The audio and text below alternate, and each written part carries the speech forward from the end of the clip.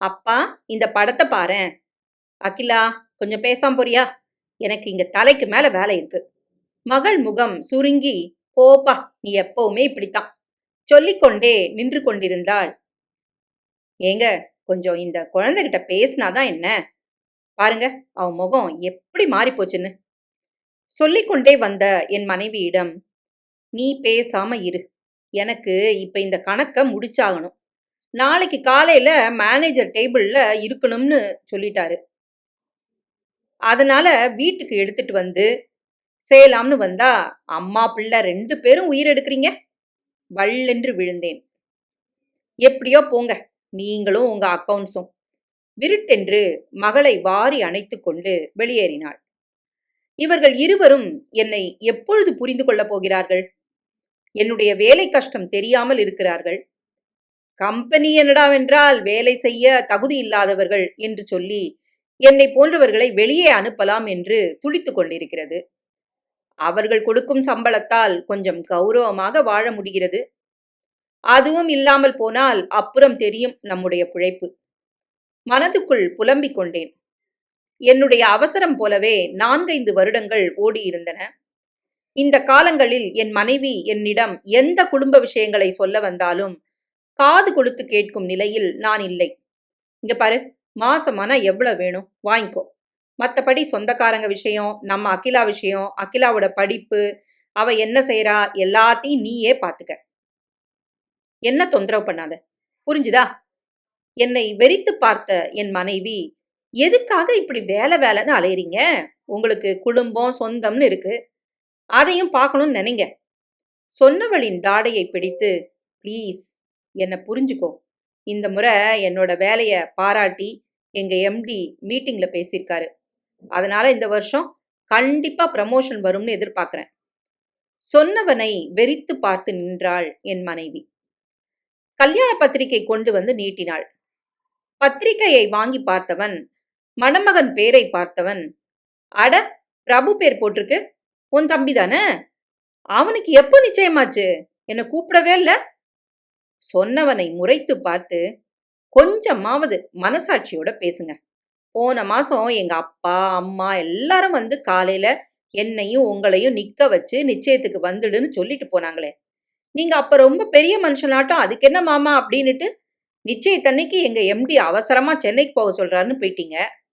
அப்புறம் நானும் அகிலாவும் மட்டும் போயிட்டு அவங்க உங்களை கேட்டதுக்கு ஏதோ பதில் சொல்லி சமாளிச்சுட்டு வந்தோம். அப்படியா? யோசித்தவன், சாரி டியர், வர வர எனக்கு ஞாபக மறதி ஜாஸ்தி ஆயிடுச்சு. கண்டிப்பா கல்யாணத்துக்கு போறோம் என்றேன். கல்யாணத்துக்கு 2 நாள் இருக்கும்போது அருகில் வந்த என் மனைவி, ஏங்க, நாளைக்கு கிளம்புறோம், நீங்க 2 நாள் லீவ் சொல்லிட்டு வந்துடுங்க, காலையில கிளம்பிடலாம். சரி என்று தலையை ஆட்டிவிட்டு கிளம்பினேன். இரவு வேலை முடிந்து வந்தவுடன் முகத்தை பார்த்த என் மனைவியிடம், சாரிம்மா, நாளைக்கு மதியத்துக்குள்ள இந்த வேலையை முடிச்சிட்டு லீவ் போட்டுக்கோன்னு சொல்லிட்டாங்க. ப்ளீஸ், காலையில நீயும் அகிலாவும் கிளம்புங்க, நான் வேலையை முடிச்சுட்டு வந்துடுறேன். சொன்னவனை முறைத்து பார்த்த என் மனைவி, நாளைக்கு காலையில நாங்க 2 பேரும் கிளம்புறோம், நீங்க மதியத்துக்கு மேல கிளம்பி அங்க வந்துருங்க. சொன்னது போல் என்னால் செல்ல முடியவில்லை. எப்படியோ முகூர்த்த நேரத்தில் அங்கு போய் முறைத்து பார்த்த என் மனைவியின் பார்வையை சமாளித்து மாமனாரிடமும் மாப்பிள்ளையிடமும் குழைந்து பேசி சமாளித்தேன். குளித்துவிட்டு வெளியே வந்தவன் முன்னரையில் சத்தம் கேட்டு எட்டி பார்க்க ஊரிலிருந்து அப்பா அம்மா வந்திருப்பது தெரிந்தது. உடைகளை மாற்றிவிட்டு வேகமாக வெளியே வந்தவன், வாங்கப்பா வாங்கம்மா வரவேற்ற என்னை பார்த்த அம்மா, ஏண்டா, வீட்டுக்கு வந்தா மட்டும் வான்னு சொல்லு, ஆனா நீ மட்டும் எங்களை பார்க்கணும்னு வந்துடாத. அழுத்து கொண்ட அம்மாவுக்கு ஒரு அசட்டு சிரிப்பொன்றை மட்டும் உதிர்த்துவிட்டு, அம்மா, நீயும் அப்பாவும் குளிச்சு ரெடியாகி டிஃபன் சாப்பிட்டுட்டு வீட்டில் இருங்க, நான் ஆஃபீஸ் போயிட்டு சாயங்காலம் வந்துடுறேன் சொல்லிவிட்டு அம்மாவின் பதிலை எதிர்பார்க்காமல், கமலா, டிஃபன் எடுத்து வை என்று குரல் கொடுத்து கொண்டே கிளம்புவதற்கு ஆயத்தமானேன். கிளம்பி சென்றவனையே பார்த்து கொண்டிருந்த அம்மாவின் பார்வை என் மனைவி கமலாவின் கனைப்பில் சற்று திரும்பி, என்னம்மா இவன் சுடு தண்ணிய காலில் ஊத்திட்ட மாதிரி ஓடுறான் என்று கேட்க, ஒரு பெரு மூச்சுடன், அதை ஏன் கேட்குறீங்க, என்று என் ஓட்டத்தின் கதையை சொல்ல ஆரம்பித்தாள். இரவு வீடு வந்தவன் வீடு பூட்டியிருப்பதை பார்த்து அதிசயப்பட்டு கமலாவுக்கு ஃபோன் செய்தேன். சிறிது நேரம் ரிங் போயிற்று. போன பின் ஃபோனை எடுத்து ஹலோ என்றது என் மனைவியின் குரல். என்ன வீட்ல ஒருத்தரும் இல்ல? அப்பா, அம்மா, அகிலா, நீ எல்லாரும் எங்க போனீங்க? வீடு வேற பூட்டி இருக்கு. என்கிட்ட ஒரு வார்த்தை சொல்ல வேண்டாமா? ஐயையோ சாரிங்க. அவசரமா உங்க அம்மா அப்பா கூட ஊருக்கு வந்துட்டோம். நீங்க என்ன பண்றீங்க? எதிர் வீட்டு அம்மாட்ட சாவி இருக்கு. பாலும் வாங்கி வச்சிருப்பாங்க. அத வாங்கி காய்ச்சி குடிச்சிருங்க. ராத்திரி டிஃபன் ஏதாவது கடையில வாங்கி சாப்பிட்டுடுங்க. சொல்லிக்கொண்டே போனவளை கோபத்துடன், அப்ப நீ வரமாட்டியா?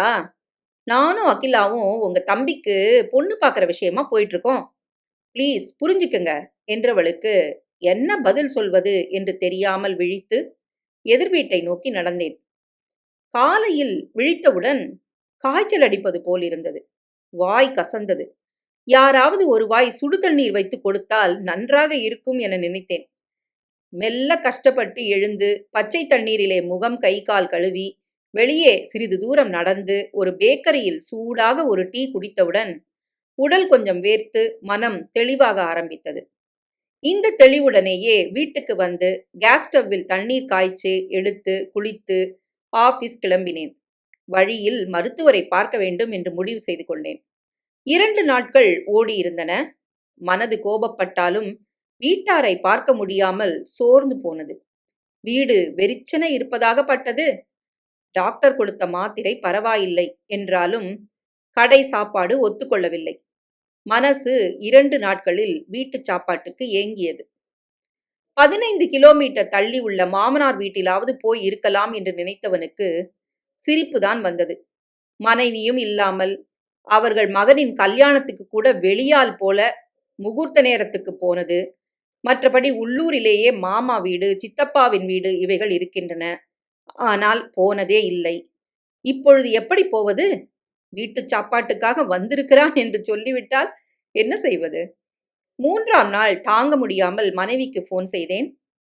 சீக்கிரம் வா, இங்க என்னால இருக்க முடியல என்றவனிடம், ஏங்க நீங்களும் உங்க தம்பி விஷயமா எதுவும் செய்ய மாட்டீங்க, அதனால நான் தானே கல்யாண வேலையெல்லாம் பார்க்க வேண்டியிருக்கு என்றவளிடம், நான் அதெல்லாம் பார்த்துக்கிறேன், நீங்க 2 பேரும் வீட்ல வந்து இருங்க, அது போதும். அம்மாவிடம் மனைவி சொல்லிக் கொண்டிருந்தாள்.